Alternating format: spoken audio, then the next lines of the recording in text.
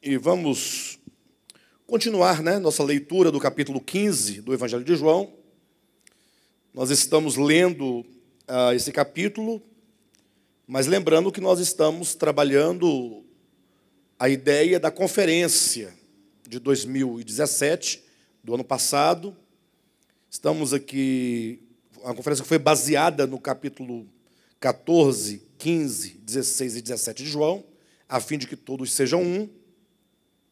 E eu propus que, além de ministrar os temas da conferência, além dos temas que nós estamos tratando dentro desses 4 capítulos, eu também gostaria de ler com os irmãos o capítulo 15, de uma maneira bem específica, talvez não todo ele, mas uma boa parte dele, e também gostaria de ler, em outra reunião, certamente, o capítulo 17 de João. Porque esse capítulo 15... ele desempenha um papel muito importante, porque ele trabalha com algumas figuras, no caso a figura do agricultor, a figura da videira, dos ramos, que ilustram certamente essa nossa relação com o Criador, no sentido de que todos nós somos como ramos ligados à videira, e também retrata a situação desse ramo, ou da pessoa, daquele que não permanece no coração e na consciência ligados à videira. Por isso que é um capítulo importante, porque inclusive vai nos apontar acerca dos frutos, ou seja, qual é o fruto que Deus espera de cada um de nós. Então, só para nós podermos nos situar aqui novamente na leitura, a imagem, a figura da videira, Cristo sendo a videira e nós os ramos. E é um aspecto importante porque fala da unidade orgânica do homem com o Criador. Ou seja, imagine vocês que o ramo da videira, ele procede, ele nasce da videira. E não somente ele procede, mas ele vem à existência com uma missão, podemos dizer assim, com um objetivo de ser. O objetivo, ele é a extensão da videira para, então, produzir frutos. Esse aspecto dessa relação orgânica do homem com o Criador, da criatura com o Criador, do homem com Deus, do ramo com a videira, fala sobre o aspecto simbólico da nossa relação com Deus. O termo simbólico, a maioria das pessoas não param para pensar um pouco sobre a etimologia da palavra, o sentido da palavra, mas o simbólico quer dizer que todas as coisas criadas, elas têm uma união com Deus, uma união orgânica com Deus. Ou seja, Deus não criou as coisas, como dizem, do nada, como dizia o Santo Agostinho, o ex nihilo, como se Deus tivesse dito assim, apareça isso, aí aparecesse algo. Então as coisas não foram criadas como que aparecendo do nada, mas, como diz Atos capítulo 17, Deus, o Pai, ele gerou todos nós. Nós somos prole de Deus, nós somos família de Deus, nós somos gerados da essência de Deus, que é a vida. Por isso que Jesus Cristo ele diz que o Cristo de Deus, o Logos, ele é o caminho, a verdade e a vida. Então a vida não é algo que se criou, pelo contrário, a vida é o agente, é o princípio criador de todas as coisas. Então é essa vida que nos gerou e, portanto, nós fomos criados em Deus. Essa relação do simbólico, do símbolo, ou de estarmos vinculados organicamente ao nosso Criador. Mas aí, quando acontece no texto, Jesus fala que o ramo, todo ramo que estando em mim não permanecer, nós já falamos isso aqui reiteradas vezes, que esse permanecer diz respeito ao coração e à consciência, porque estando nele é a relação fatal, é orgânica. Ninguém pode viver fora dele. Agora, estando nele, não produzir frutos. E por que alguém poderia, estando nele, não produzir frutos? Porque ele diz, permanecei em mim, e eu permanecerei em vós. Se permanecerdes em mim, dareis muitos frutos. Então, o permanecer é a decisão do coração, é uma consciência que reconhece, que não somente conhece, porque existe o aspecto do conhecer, porque você pode intelectualmente ter o conhecimento de algo, mas você pode não ter o reconhecimento no coração da necessidade de, como ramo, viver na dependência do Criador, viver ligado a Ele, e recebendo constantemente dele, para então produzir o fruto. Quando então o homem decide no coração não permanecer, essa não permanência só acontece como um estado de ilusão, um estado de treva, de ignorância. É o homem achar, pensar que está vivendo por si mesmo, porque na verdade o homem nada pode fazer de si mesmo. O próprio texto, versículo 7, no versículo 7, quando diz, ou é o versículo 5, né? Porque sem mim nada podeis fazer.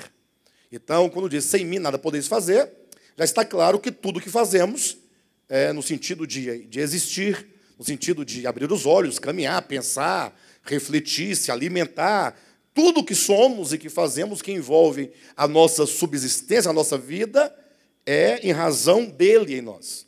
Mas aí, então, o estado de inconsciência do homem, ou de ignorância, de treva, é que leva o homem a achar que pode viver sem Deus, daí ele passa a ignorar a Deus. É o que Paulo diz em Efésios capítulo 4, versículo 17 e 18, quando fala daqueles gentios que vivem alheios à vida de Deus. Não é que eles vivem sem a vida de Deus, é impossível. Eles vivem alheios, eles ignoram, eles passam a viver ignorando Deus. Não é? Então, nesse sentido, é quando vem o oposto do simbólico, que seria exatamente o diabólico. Então, eu sei que é uma palavra meio estranha, né? Diabólico. Logo pensar o que é diabólico é do diabo. É do diabo, mas então, mas o que tem a ver conosco, comigo, que não tem nada a ver com o diabo? É porque essa palavra diabo, na verdade, é primeiramente uma palavra que não se refere a nenhum ser em especial, específico. Não é um nome próprio. Embora nós falemos o diabo, referindo-se ao querubim caído, mas esse querubim caído, ele é um querubim. E, inclusive, nós não sabemos exatamente o nome desse querubim. Mas sabemos que esse querubim, que tinha também por um cognome Lúcifer, aquele que porta a luz, mas isso também é um posto, não é um nome próprio. Mas o fato é que ele passou a ser chamado de diabo, no sentido, aquele que gerou no universo uma separação, uma ruptura. Se o termo simbólico implica união, não somente união orgânica do aspecto da criação, mas uma união no coração, está unido, linkado, sendo um só com Deus, no ser, no coração, na alma, no pensamento, o diabólico é o oposto do simbólico, é a ruptura. Então, interessante o capítulo 17, verifica na sua Bíblia, Jesus faz a seguinte oração ao Pai, e ele diz no versículo 21, olha aí, ele orando ao Pai, ele fala, a fim de que todos sejam um. Esse todos sejam um, se é uma oração, é um desejo, sim ou não? E se é um desejo, é porque não há esse desejo ainda está na possibilidade futura. Ninguém deseja o que já tem. Na verdade, nós costumamos desejar algo que nós não temos, e quando nós conquistamos aquele algo que desejávamos, nós deixamos de desejá-lo. A maioria fica lá, jogado do lado, você esquece, você abandona. No primeiro dia você fica assim animado, mas depois aí você passa a desejar outra coisa que você não tem. Nós só desejamos aquilo que nós não temos. Essa é a nossa experiência humana. Então, se Cristo diz, a fim de que todos sejam um, esse desejo implica o quê? Que estes por quem Cristo ora não são um. Não são um? Em que sentido, em que aspecto? Aí ele vai dizer, olha o restante do versículo. A fim de que todos sejam um. E como és tu, ó Pai, em mim e eu em ti, também sejam eles em nós, para que o mundo creia que tu me enviaste. Então, esse ser um não tem nenhuma relação com a doutrina da Trindade. Não, é ser um. Que eles sejam um. Como?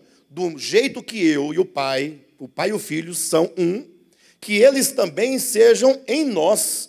Ou seja, o homem é convidado para participar desta unidade com o Pai e com o Filho, por meio do Espírito. É o Espírito de Deus que gera esta unidade. O Pai está para a criação, para o governo, para a soberania, para a sustentação de todas as coisas. O Filho, ele está exatamente para a questão da razão do universo, por isso que ele é o Logos eterno, ou seja, toda a inteligência do mundo criado, desde a inteligência mecânica de um átomo, o seu funcionamento, ali os elétrons em torno ali de um núcleo, né?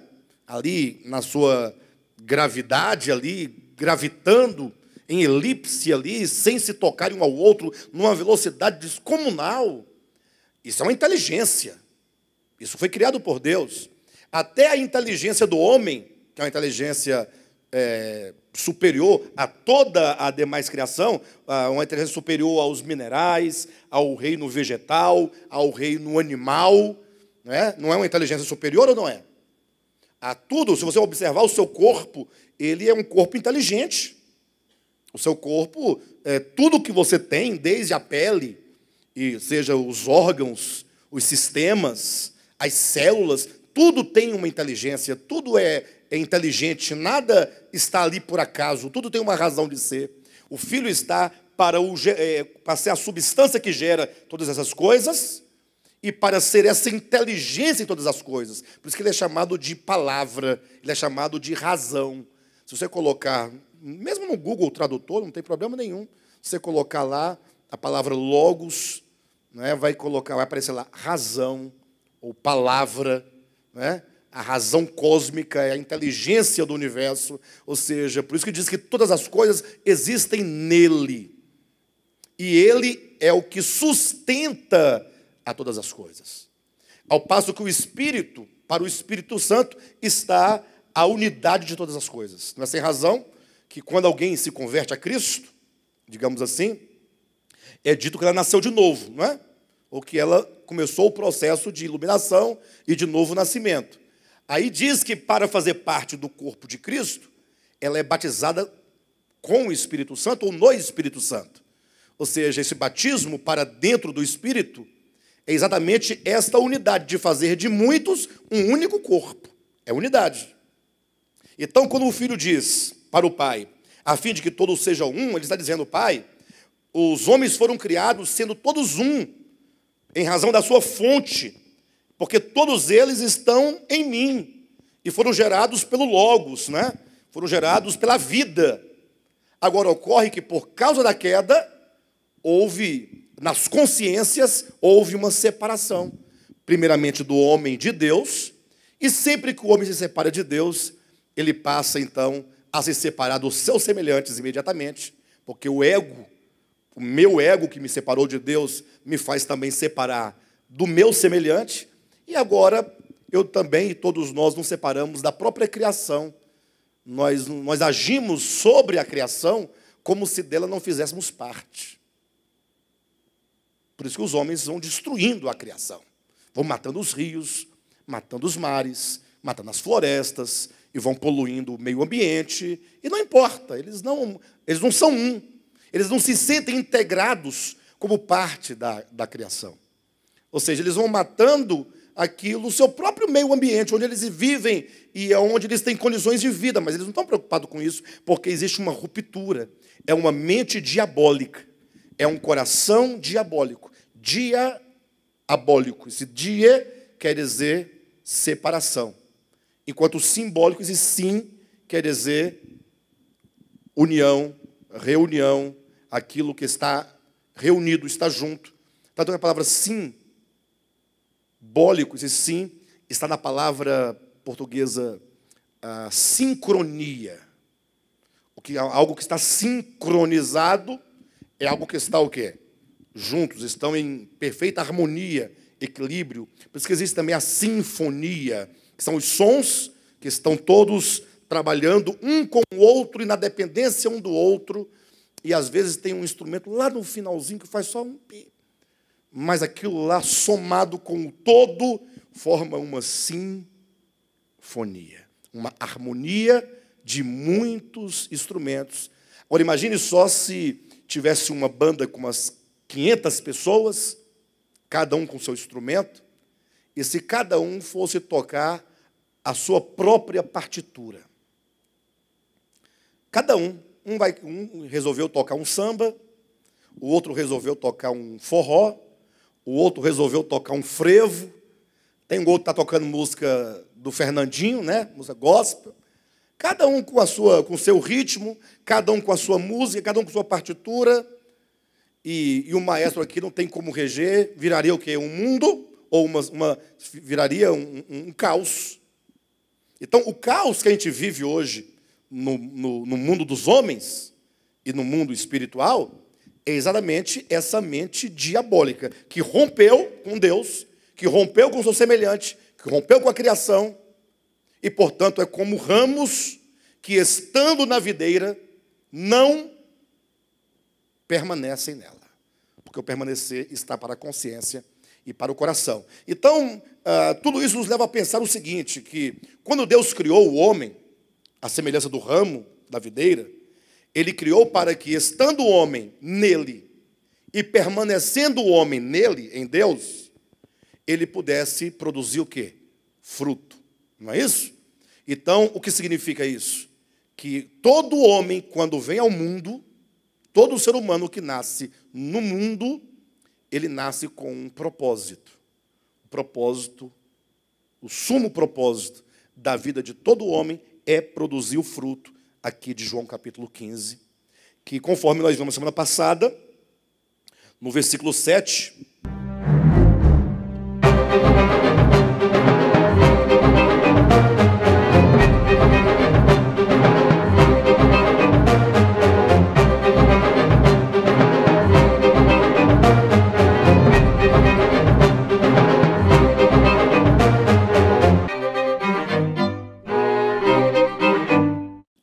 fala aqui do fruto. No versículo 10, o fruto é colocado na forma de mandamento. E então no versículo 12 diz que esse fruto, que nos é apresentado na forma de mandamento, é o amor. Portanto, o amor é a realização e é a plenificação de todo homem. Nenhum homem será pleno. Nenhum homem terá plenitude de vida. E olha que todos os homens buscam essa plenitude de vida.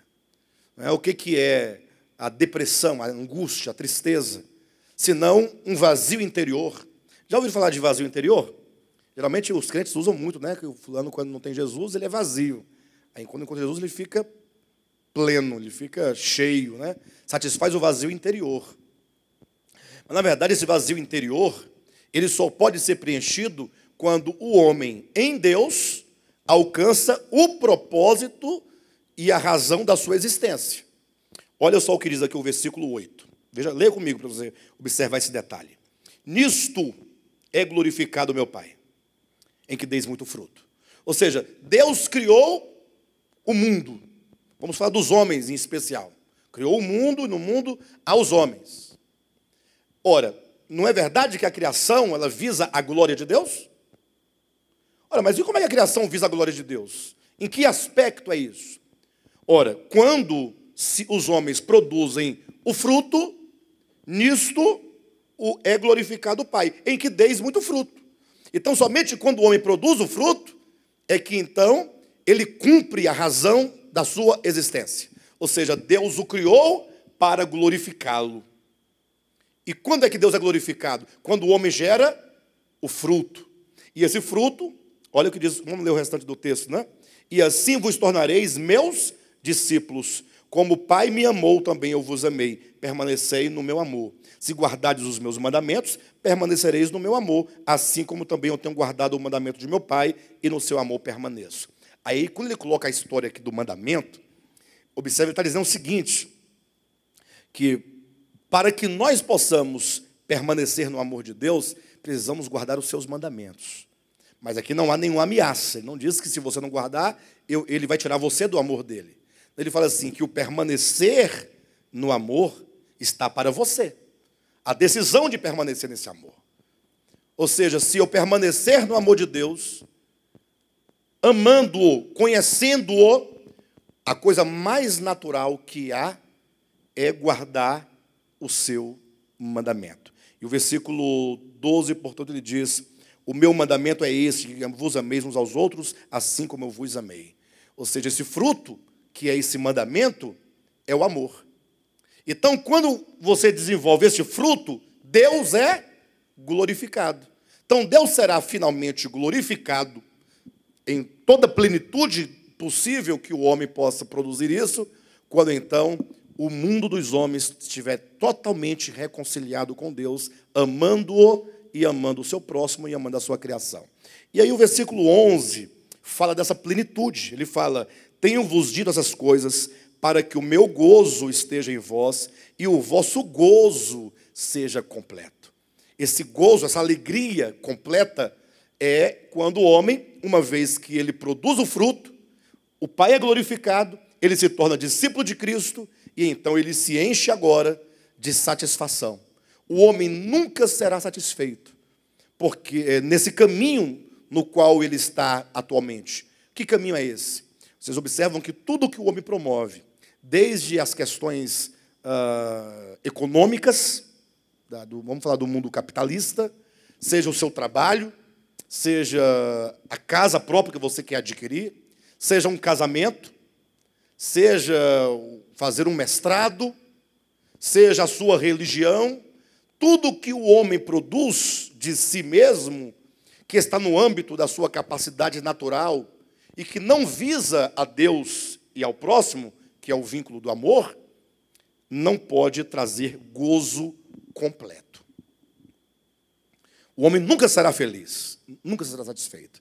De modo que o homem só pode ter plenitude de vida, de fato e de verdade, no dia que, conhecendo ele a Deus, amá-lo tão profundamente ao Pai, e agora esse amor, ele é canalizado horizontalmente para servir os homens, e agora então ele passa a amar os homens e a servir os homens. Quando isso começa a ocorrer, ele passa a ter a experiência do gozo de Cristo, um gozo completo. Aí sim, aí ele agora alcança a razão da sua existência. De modo então que quando o homem, como o ramo, não alcança ainda, porque ele está desligado de Deus, ele não permanece em Deus no coração e na consciência, ele está com a mente diabólica, separada, esse rompimento, aí ele comete o quê? Quem sabe? Se o simbólico é estar unido, se o diabólico é estar separado, e quando então ele se separa de Deus, ocorre que ele não pode produzir o quê? Pode produzir fruto? Olha aqui o versículo comigo, versículo 5. Eu sou a videira, vós os ramos, quem permanecer em mim e eu nele, esse dá muito fruto. Então tem que permanecer nele. Se não permanece nele, por causa da mente diabólica, você estando nele, não permanece, não produz fruto. Qual é a finalidade do ramo? Produzir fruto, que é o amor.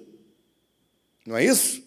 Então, quando esse ramo, por não permanecer, ele é incapaz de amar, ele não ama, ele comete o quê? Se o amor é a finalidade da sua existência, se Deus, ao criar o homem, o criou para amar, para ser um canal de onde o amor de Deus, por onde o amor de Deus flui para alcançar outras pessoas, se ele foi criado para isso, não é verdade que quando o homem não cumpre esse papel, ele erra o alvo? Não está errando o alvo ou não está errando o alvo?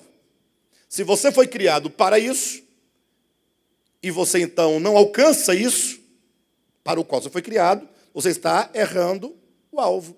Então, quando a pessoa não produz fruto, que é o amor, ele comete o quê? Pecado. Porque a palavra grega para pecado é hamartia, que significa errar o alvo. Olha que coisa profunda. O que Deus chama de pecado é errar o alvo da sua existência. É quando, por não permanecer nele, você agora é incapaz de produzir o fruto, incapaz de amar o seu semelhante. Ah, pastor, mas tem mais coisas, eu já li aqui, várias coisas são pecado aqui. Eu leio Gálatas 5, por exemplo, e lá diz sobre as obras da carne e tal. Ora, aí é que está o detalhe. Errar o alvo enquanto o pecado essa é a base, essa hamartia é a base na qual todas as suas atitudes se fundamentam fora de Deus. Ou seja, ou você tem o fruto, ou que seja os frutos, vamos colocar no plural, porque o ramo produz frutos, não é isso? Se você está ligado, você vai produzir frutos. E esses frutos que são gerados da seiva do Espírito, eles se manifestam enquanto amor, paz, alegria, longanimidade, benignidade, mansidão, domínio próprio, fidelidade. É a manifestação. De sorte que quando você começa a se relacionar com as pessoas, nesta base de um ramo ligado na videira, essa base do simbólico, dessa união, tudo que você fizer, em palavras, em atos, vai estar na base do amor, da fidelidade. Não vai? Da alegria. Então você não vai ferir, você não vai ofender. Mas se você é um ramo que estando nele não permanece, você não pode produzir frutos. Porque se não permanecer em mim, não pode dar fruto. Então você está rompido no coração. Consequentemente, não vai produzir o fruto, não vai amar. Consequentemente, você não vai cumprir o alvo a razão da sua existência. Você não será pleno, vai viver no egoísmo.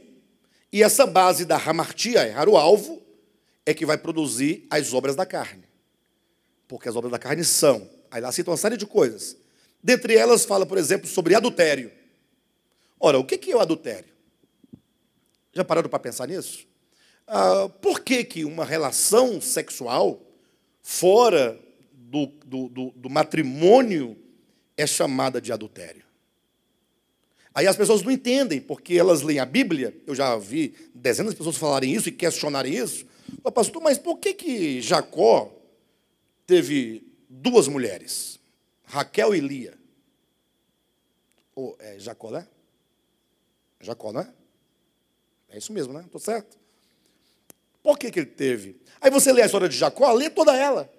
Em nenhum momento, Deus fala com Jacó, Deus luta com Jacó, né? Aparece para Jacó, mas em nenhum momento Deus fala, Jacó, está errado, duas mulheres está errado. Não, fora as concubinas, então são 4. Duas mulheres, eu estava falando das esposas. Aí você trouxe à tona as concubinas, 4 mulheres. Imagina só, por que Deus aparecia e falava tanta coisa e não falava adultério? Porque não era. Aí não era. Não, calma, irmãos, tenha paciência. Eu quero explicar para vocês o porquê que o adultério, que é a relação fora do matrimônio, é pecado. Todo um princípio da hamartia, errar o alvo. Errar o alvo. Qual é o alvo? Não é o amor? Então, se quando você falha em produzir o amor, se aquilo que você faz não é movido pelo amor, então, erra o alvo. No caso do adultério, vou chegar lá. Aí, pense você agora sobre Davi. O mesmo princípio. Davi teve aquele problema, um adultério com Betseba, a mulher de Urias, não é isso? Aí, quando Deus envia o profeta Natã para falar com Davi, o que Deus fala por intermédio de Natã? Fala assim, aí ele conta uma parábola de um homem que tinha muitas cabritinhas, muitas ovelhas, não tinha? E aí ele não tinha necessidade nenhuma. Aí um dia ele recebeu um viajante na casa dele, ele tinha que fazer uma refeição para o viajante. Ao invés de ele pegar uma das suas muitas ovelhas que ele tinha, não, ele pegou a do vizinho, que só tinha uma ovelhinha, tadinha. Aí, olha a reprovação de Deus. Se tu tinhas tantas, por que roubou a do teu vizinho? Aí agora, saindo da parábola, ele fala, você tinha tantas mulheres e teve que pegar a mulher do teu servo, Urias? Olha que não há reprovação em ele ter tantas mulheres no texto. A reprovação é ele ter pego uma que não era dele. E pedindo não te daria mais. E por que Deus não está reprovando o adultério se são muitas mulheres? Então, Aí é onde está toda a questão. Dentro daquela cultura ali semítica, do Oriente Médio, daquela região, dos árabes também, eles concebiam como legítimo vários casamentos. Desde que se casasse, fosse esposa, era legítimo. Então, tanto o homem, quanto as mulheres, quanto a sociedade, tinha aquilo por casamento. Portanto, se ele se deitasse com uma esposa hoje, com outra no dia seguinte, era com esposa. Ele não estava tomando de alguém a mulher. Agora, saindo desse contexto, e entrando para um outro contexto, em que não se permite ter muitas mulheres, ou digamos que pode até que seja que se permita, mas se alguém busca uma outra mulher fora do casamento, o que vai acontecer? Ele não vai ofender a pessoa que é a sua esposa? Não vai haver uma ofensa? Então essa relação, ela está fora da base do amor, porque provocou uma ofensa. O amor, ele é incapaz de ofender o outro, o sentimento do outro. De semelhante modo, se essa outra pessoa pertence a um outro homem, o outro também não vai ficar ferido? Não vai ferir o outro, o semelhante? Não vai se apropriar de algo que não é dele? Nisto consiste o sexo ou a relação sexual enquanto pecado de adultério. Por que uma relação, o ato conjugal, aqui não é pecado, e o mesmo ato, se com outra mulher, é pecado, se o ato é o mesmo? Então o problema não é a relação, é exatamente é a usurpação, é o ferir. Então todos os nossos atos, eu peguei o adultério como exemplo, porque achei mais simples de explicar, embora seja o exemplo mais polêmico, né? Mas não tem problema. Mas eu quero que vocês entendam por que é pecado. Por que se o Josué se deitar com a mulher dele, não é pecado? Mas se ele se deitar, como se deitou com outra mulher que não é dele, aí é pecado. Se o deitar-se é a mesma coisa, corpo com corpo. Qual a diferença? Está no ato, está no defraudar aquilo que não lhe pertence. Querem ver isso escrito na Bíblia? Abra sua Bíblia rapidamente em 1 Tessalonicenses capítulo 4. Versículo 4 em diante. Que cada um de vós saiba possuir o próprio corpo em santificação e honra, não com o desejo de lascívia, como os gentios que não conhecem a Deus, e que nesta matéria ninguém ofenda, e que nesta matéria, na matéria do trato da lascívia, do desejo, das relações, e que nesta matéria ninguém ofenda, nem defraude a seu irmão, porque o Senhor, contra todas estas coisas, como antes vos avisamos e testificamos, claramente é o vingador. Então, olha só, e nesta matéria, no trato da relação, não defraude a seu irmão. Ou seja, que você não tome algo que não lhe pertence. Nesta matéria, matéria de quê? Que está tratando? Saber usar o próprio corpo, a santificação do corpo. Por isso que a Bíblia fala sobre o leito sem mácula, capítulo 13 do livro de Hebreus. Então, podemos entenderem que hamartia é errar o alvo. E o alvo é o amor. Portanto, qualquer atitude, qualquer comportamento, qualquer palavra, qualquer ação que não se alicerce no amor, que não esteja respaldado pelo amor, que não seja motivado pelo amor, é pecado. Até mesmo quando você dar uma esmola a alguém, se você visa ao seu próprio futuro, se você o faz visando aquilo que você pode ganhar em troca, ou para ser visto pelo homem, ou como quem queira ganhar a salvação da sua alma, ele está pecando. A Escritura vai dizer que não há salvação por meio de obras humanas. Não há salvação. Ou seja, a obra humana, madeira, feno e palha, não é a obra divina, porque existem as obras que Deus preparou de antemão para que andássemos nelas. Essas são as obras provenientes do amor, do azeite das virgens, lá de capítulo 25 de Mateus. Mas toda obra que é meramente humana, que nasce do egoísmo humano, por isso é que é madeira, feno e palha, e elas não resistem ao fogo do olhar de Cristo no seu juízo, no seu julgamento.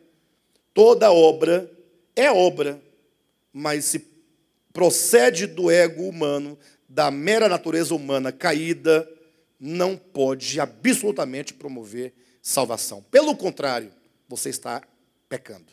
Por quê? Porque o fundamento é o egoísmo.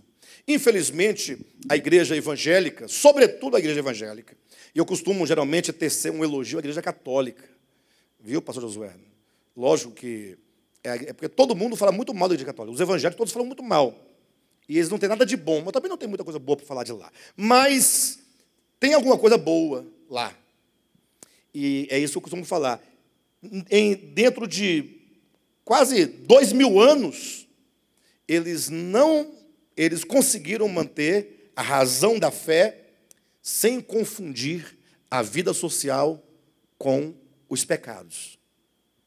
Ou seja, eles nunca trouxeram para o seio da igreja a ideia de pecado enquanto costume social. Como a igreja evangélica fala assim, olha, vestir-se com essa roupa é pecado. Isso é um desvio. Não a roupa, mas falar isso. Porque a pessoa que deixa de usar aquela roupa vai pensar, bem, então eu estou acertando o alvo. Porque se pecado é errar o alvo, então eu nasci para usar roupa comprida e não roupa mais curta. Eu nasci para frequentar a igreja e não a praia. Eu nasci para assistir filme gospel e não filme da Netflix. Eu nasci para beber suco de uva, de caixinha, Del Valle, e não beber cerveja. Aí ele acha que está acertando o alvo. Não, você está errando o alvo. Primeiro, porque você desconhece o alvo da sua existência, que é o amor. Segundo, que tudo isso que você faz, que Deus não disse que você não deveria fazer, mas você faz, gera orgulho no seu coração. Você se sente agora melhor que os outros. Você se sente salvo. Você tem a segurança da salvação forjada em cima das suas obras humanas, o que é um grande pecado. É o que vai gerar no seu coração o orgulho, a presunção, a arrogância. Eu falava essa semana com o pastor Giovanni por telefone. Engraçado, a pessoa estava tão bem, pastor Josué, tranquila lá, não era crente. Foram lá, pregaram para ela, misericórdia, destruiu a vida dela. Ela se converteu ao cristianismo evangélico. Aí passa a ser uma pessoa má, avarenta. Era boa, lidava com as pessoas bem, com a família, conversava com os parentes. Agora não vai nem na casa dos parentes, mas os parentes são ímpios agora. E ela não é mais ímpia, agora ela é salva. Aquilo que deveria ser bom ficou ruim. Agora a pessoa é orgulhosa. Mas não era orgulhosa. Por quê? Porque não tinha nada, era um pecador como todo pecador. Mas agora disseram que ela não peca mais. Que agora se ela vestir aquela roupa e não ir naquele lugar, ela está salva os outros perdidos. Aí vem o orgulho, aquele mesmo orgulho da nação de Israel, que por causa da circuncisão, aquele sinalzinho velho, aquele cortezinho, não tinha um cortezinho? Num negocinho? Aí agora, tem um negocinho cortado? Tem, todo mundo tem. Não tem problema, gentil. Aí eles chamavam os pecadores.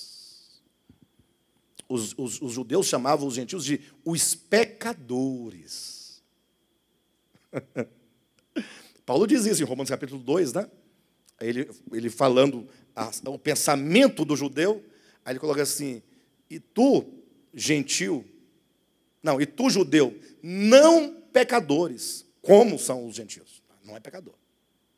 Talvez aquele salmo de número 1 tenha esse sentido. Os pecadores não prevalecerão na congregação dos justos. Esse senso de justiça própria que o judaísmo e os judeus tinham tão fortemente, por isso rejeitaram a justiça que procede da fé de Cristo. Deus não é um ser cultural. Deus não é um ser moral. Desculpe, não pense que ele é imoral, ele seja imoral. Não, Deus é amoral. Porque a moral está para os costumes. Moral é tudo aquilo que está de acordo com o costume de um povo, num dado tempo, num dado lugar. Imoral é tudo aquilo que fere o costume de um povo num dado tempo, num dado lugar. Amoral é aquele que não tem nenhuma relação com esses costumes. Imagine se Deus fosse um ser cultural, ou um Deus de moral. Ele estabeleceria qual moral? Qual é a moral que é correta? É a do Brasil, que as mulheres usam sutiã, combinação e depois vestem a roupa? Ou é a cultura de algumas tribos da África, são remotas, da atualidade, em que a mulher solteira, ela anda com um seio à mostra e o outro coberto. Mas se casar, são os dois para fora. Não é? Mas por que os dois, pastor? Para dizer que eu sou mãe, eu amamento, eu sou mulher. E para eles é a coisa mais natural do mundo. Natural. Não dá nada. No Brasil, é pecaminoso. Aí no Brasil, quando a mulher já usa um decote um pouco mais decotado, aí já é pecado. E aí pode ser que seja pecado o decote, não pelo decote, mas qual é a intenção de quem usa, qual é a intenção de quem vê. Aí vai partir desse pressuposto de acertar o alvo. Se você olha em amor, sabendo que aquela pessoa não é sua, que aquela pessoa, além de ser de outro, você também tem uma aqui, que é sua, a quem você deve fidelidade, aí você vai ter a pureza. Do contrário, aí vem o problema da hamartia. Então, Deus não tem nenhuma relação com as culturas. Todas as culturas, elas são morais naquilo que elas são. E todas as culturas têm o seu aspecto de imoralidade naquilo que elas propõem enquanto imoralidade. Perfeito? Então, o fato é que todo ato, toda ação, se movida pelo amor, está na base do princípio divino. E tudo que foge do amor é diabólico e, portanto, é errar o alvo, não corresponde ao propósito de Deus, ao coração de Deus. Então, é fácil você discernir agora o que é pecado. Olha, é qualquer coisa que você faça, seja de acordo com a moral do seu povo ou não, não importa. Você não vai medir agora pelos credos religiosos, pelas doutrinas das igrejas. Tem igreja que fala que se você trabalhar em dia de sábado é pecado. O que você está fazendo? Trabalhando. Não, você está pecando. Você levantou cedo de casa, pegou um ônibus, Josué, foi para o trabalho. O trabalho dele é pesado, ele é pedreiro. Aí está lá fazendo massa, para ganhar o pão de cada dia. Aí passa um crente sabatista e fala, pecador. O que foi? Você está pecando, trabalhando no dia de sábado. Quer dizer que isso é errar o alvo? Trabalhar é errar? É porque nesse dia Deus não quer que você trabalhe. Mas o que Deus tem a ver com dias? Me responda. Primeiro que Deus não vive dentro de dia. Dia é coisa do homem. Ciclo semanal é para o homem. O que Deus quer de você é que você o reconheça como Criador. O sábado está na Bíblia? Tá. Como tem muita coisa dentro da Bíblia que não tem nenhum sentido para Deus, mas que só está aqui para fazer sentido para o homem. Porque o sábado é colocado não para Deus. Deus não se cansa, Deus não se fadiga, Deus não guarda sábado, Deus não tem semana, Deus não tem mês, Deus não tem ano. Deus é eterno, Ele é transcendente. Para Ele um dia é como 1000 anos é como um dia. Olha como tudo se relativiza para Deus. Mas o sábado é para que você o reconheça como Criador. Ou seja, se você o reconhece como Criador, não importa se você trabalha no sábado, na segunda, na terça, na sexta, no domingo, no feriado, não importa. O que Ele quer que você o tenha como Criador. Isso é em Gênesis capítulo 2. Mas se você for para o texto do sábado, em Deuteronômio capítulo 5, lá diz que o sábado vai representar o seu reconhecimento de que Ele é o seu Redentor. Se você for para Mateus capítulo 12, lá o sábado vai significar Cristo enquanto o seu descanso. Capítulo 11, 28 a 30, o descanso da sua alma. É isso que significa, não é o dia. Então, eu estou falando desse assunto porque, para os irmãos entenderem, toda vez que vocês lembrarem do texto de João capítulo 15, eu sou a videira, vós os ramos, pensem em algumas coisas assim. Primeiro, o simbólico da relação orgânica da criatura com o Criador. Se eu sou ramo, eu procedo dele. Se eu sou ramo, eu estou nele. Se eu sou ramo, eu tenho que ter a consciência de que se eu for tirado da videira, a videira continuará a ser videira, produzindo ramos e mais ramos, mas eu serei um ramo que vai secar. O ramo não pode viver separado da videira. Essa consciência de dependência fatal, vital, orgânica. Primeiro ponto é esse. É o simbólico. Toda vez que você lê João 15, você vai lembrar. Ramo procede, ramo depende. O ramo é videira, mas não é a videira. O agricultor vai lá, corta o ramo, a videira vai continuar, vai nascer outro ramo no lugar e outros ramos vão nascer. Agora aquele ramo, ele seca. E aí alguém vem e pega o ramo seco e faz o quê? Joga no fogo para poder acabar. Não tem razão de ser. O ramo só tem sentido na videira. Mas se estando na videira não produzir fruto, ele corta. Por que ele corta se não produzir fruto? Porque não tem sentido. Aí você vai lembrar na segunda coisa. Capítulo 15, a videira. O primeiro é o simbólico, o segundo, a finalidade. O homem foi criado para gerar frutos. Enquanto esse fruto não for gerado, Deus não é glorificado, você não se torna discípulo de Cristo e você não encontra a plenitude existencial da sua vida, que é para que o meu gozo em você seja completo. De sorte, então, que o amor é o fim.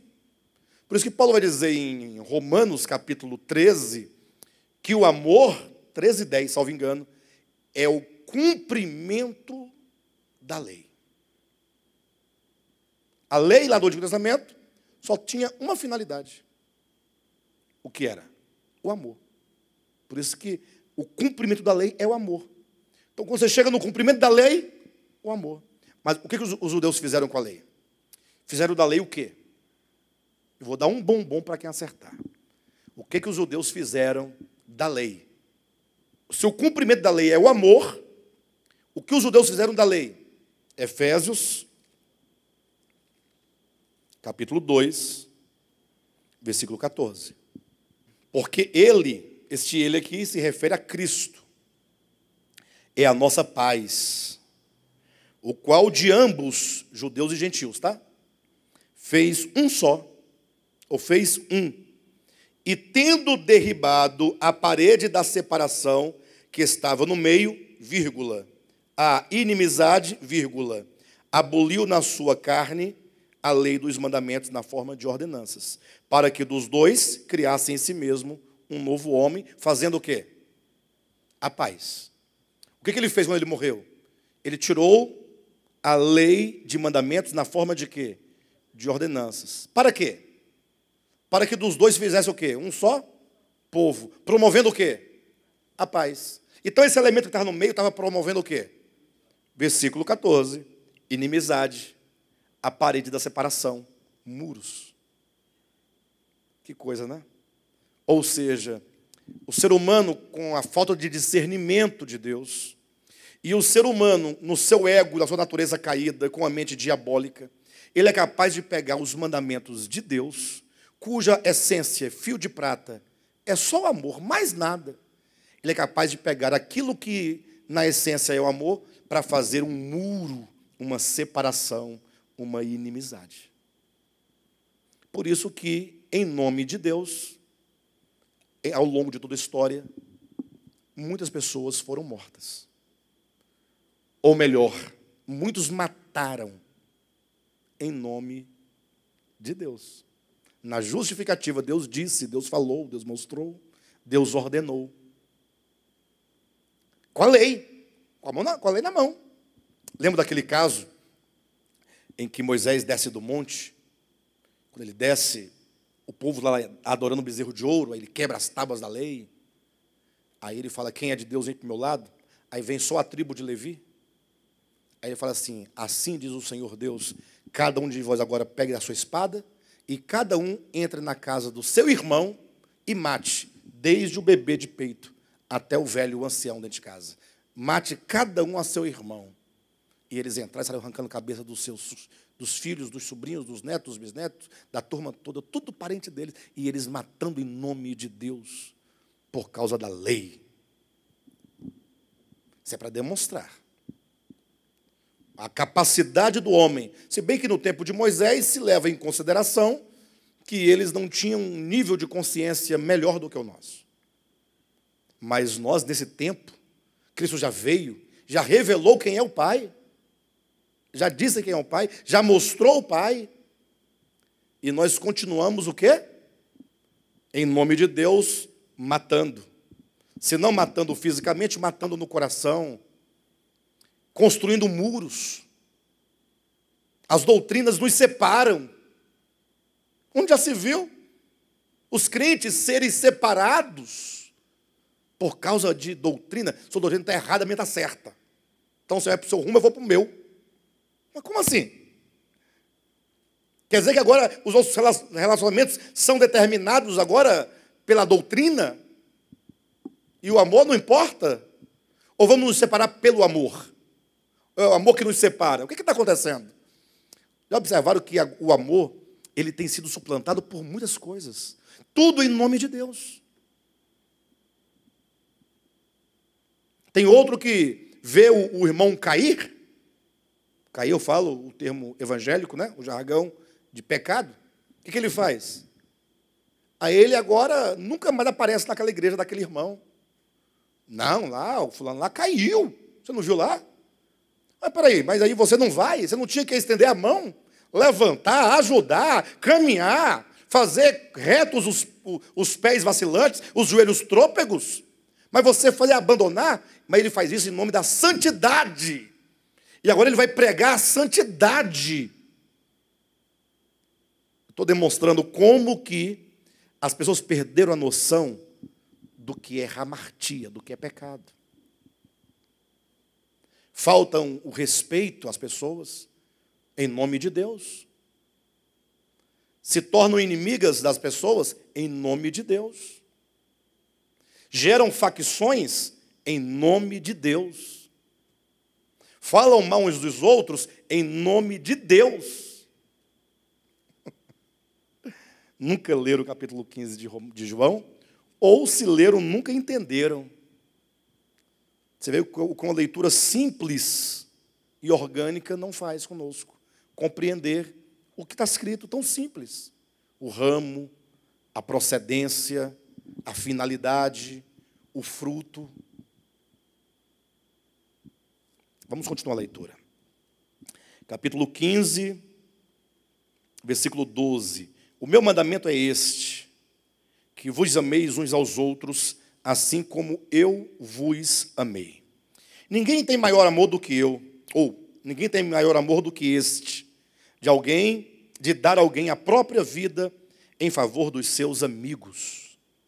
Vós sois meus amigos, se fazeis o que eu vos mando. E aqui ele acrescenta mais um elemento, a amizade. Quando ele diz de amizade, cuidado, porque nós pensamos amizade como nós pensamos nos nossos relacionamentos. Fulano é meu amigo. Mas já observou que hoje em dia é difícil você mensurar uma amizade de fato e de verdade? Porque as pessoas entendem amizade, uns como coleguismo, outros entendem amizade como sendo aquele compromisso imposto de você fazer tudo o que o outro quer fazer. E não sabe que a amizade, ela fala de dois corações que despretensiosamente se amam. A amizade é o amor despretensioso para com o outro. Hoje em dia as pessoas estabelecem amizades baseadas naquilo que o outro pode dar. É sempre uma amizade interesseira. Por isso que amizades acabam. Por que acabam as amizades dos homens? Porque ela acaba quando um lado frustra o desejo do outro. Então, como havia uma expectativa de que quando a Silvia ganhasse na loteria, ela ia me comprar uma casa, e ela ganhou e não me deu a casa, então nunca mais falo com ela. Mas não era sua melhor amiga? Mas amigo não faz isso com o outro. Então, a base estava errada. Então, quando Cristo aqui fala, o meu mandamento é esse, que vos ameis uns aos outros, ninguém tem maior amor do que este, de alguém dar a própria vida em favor dos seus amigos, vós sois meus amigos e fazeis o que eu vos mando. Aí ele está falando de quê? de ser amigo. Ele, Cristo, via os discípulos como amigos dele, porque ele os amava despretensiosamente. Não havia da parte de Cristo nenhum interesse nos seus discípulos. O capítulo 13 de João, volta só 2 páginas, versículo 1 diz assim: ora, antes da festa da Páscoa, sabendo Jesus que era chegada a sua hora de passar deste mundo para o Pai, tendo amado os seus que estavam no mundo, amou-os até o fim. E esse até o fim é interessante, porque até o fim, amou-os até o fim, quer dizer, em toda a sua história terrena, ele amou. Ele amou do princípio até ser elevado ao Pai. Ou seja, ele os amou nos relacionamentos humanos. Porque é nos relacionamentos humanos que nós conhecemos as fraquezas das pessoas. É Pedro que o negou 3 vezes. É somente no relacionamento humano que isso acontece. Imagina você estar com uma pessoa, num dado lugar, e você foi preso por alguma situação, ou alguma injustiça, alguma situação, e você olhar para trás e o outro fala assim: não, com isso não. Como é que você se sente em relação àquela pessoa que naquele momento tão crítico falou que não sabia quem era você? Isso é de uma ofensa tremenda. Mas ainda assim Cristo o amou. Então, quando ele fala que ele amava amigavelmente, fala desse amor totalmente despretensioso. Ele amou Judas, inclusive, até o fim. Ele amou Tomé, que não acreditava nele, como deveria acreditar. Ou seja, o amor é incondicional. Só que agora ele está falando desse amor que ele tem pelo Pai, o Pai tem por ele. Ele fala do amor que ele tem pelos seus discípulos. E agora ele nos convida a assumir esse amor. Assim como o Pai me ama, e eu amo o Pai, e no seu amor permaneço, que vocês também se amem. Ou seja, nós somos convidados, o Evangelho é um convite a este amor, que é do Pai, que é do Filho e que deve ser nosso. E esse amor é um amor em amizade, um amor totalmente incondicional. É o amor de alguém que dá a própria vida pelo outro. Aqui ele fala: ninguém tem maior amor de dar a vida pelos seus amigos. Porque nós temos que entender amigos aqui da parte de Cristo. Quem é que dá a vida? Não é Cristo? Quando ele diz: ninguém tem maior amor do que esse, de dar a alguém a própria vida a favor dos seus. Então Cristo os tinha como o quê? Como amigos. A pergunta é: mas eles ou nós o temos como amigo? Pastor, mas o texto não propõe isso. Propõe. Porque Cristo deu a vida pelos amigos? Ou pelos inimigos? O que diz em Romanos, Josué? Que ele morreu por nós, sendo nós inimigos. Colossenses capítulo 1 diz isso. A nossa inimizade no pensamento. Romanos capítulo 5 fala sobre o fato de ele ter morrido pelos pecadores, sendo nós ainda inimigos dele. Mas que ele fala que dá a vida pelos amigos. É porque da parte dele para o homem, são todos amigos. Não há inimizade da parte de Deus para com o homem criado e caído.